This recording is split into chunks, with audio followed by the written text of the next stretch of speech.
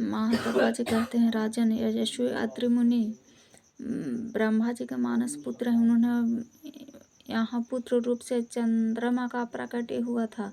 दक्ष प्रजापति ने उन्हें अपना जमाता बना लिया।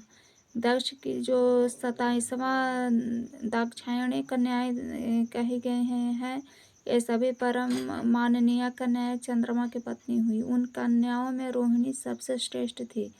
सुनते हैं चंद्रमा अकेली उस रोहिणी को अधिक प्रेम करते थे, दूसरी अन्य कन्याओं से नहीं। तब अन्य सभी कन्याएं पिता दक्ष के पास आईं और उन्होंने चंद्रमा के विषम व्यवहार का वृत्तांत सुनाया। दक्ष भी चंद्रमा के समीप आए और ऐसा न करने के लिए बार बार समझाया, किंतु चंद्रमा ने उनकी समता वाली बात पर विशेष ध्यान नहीं दिया। तब दक्ष ने चंद्रमा को शाप दे दिया, तुम धीरे धीरे क्षीण हो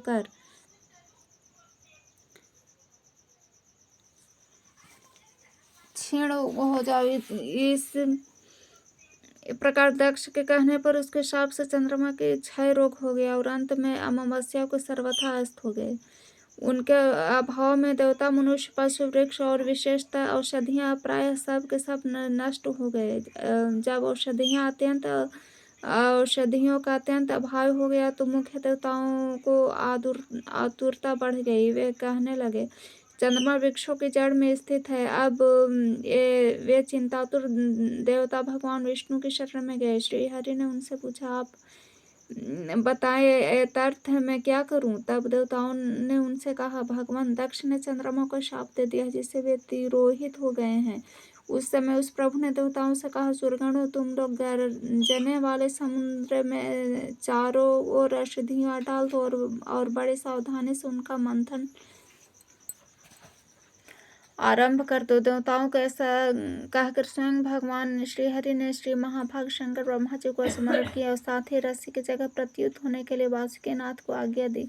फिर तो वे सब एकत्र होकर समुद्र मंथन करने लगे। राजन, जब समुद्र भली भांति मथा गया तो चंद्रमा पुनः प्रकट हो गए।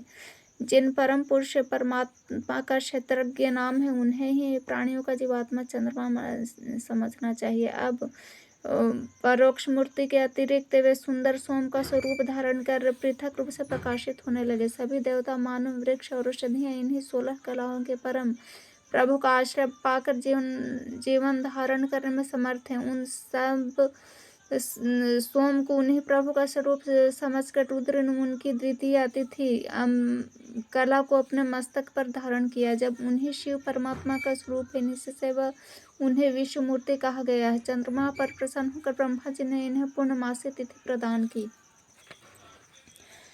राजन, इस तिथि में उपवास रहकर चंद्रमा की उपासना एवं ध्यान करना चाहिए। व्रती को अन्न का आहार करना चाहिए। इस व्रत के फल स्वरूप चंद्रमा उन्हें ज्ञान, कांति, पुष्टि, धन, धान्य और मोक्ष सुलभ कर देते हैं। विशेष द्रव्य अग्नि, नारादि पुराणों, नारद संहिता, रत्नमाला एवं मुहूर्त चिंतामणि आदि ज्योतिष ग्रंथों में तिशिथा, वही, गौरी, गणेशो, अर्तिगुहो, रवि, शिव, दुर्गांत को विश्व हरि, काम, शिवा, शमी आदि क्रमशः कही। अग्नि, ब्रह्मा, पार्वती, गणेश, नाग, गुह, सूर्य, शिव, दुर्गा, यम, विश्व देवता, विष्णु, काम, शिव और चंद्रमा को प्रतिदादी तिथियों का स्वामी बतलाया गया है। और कहीं ठीक यह वराह पुराण वाला ही क्रम है, पर इसमें सुंदर कथाओं द्वारा ज्योतिषियों के रहस्य को स्पष्ट विशेष सिद्धि प्राप्त के सरल साधन निर्दिष्ट हुए हैं। इससे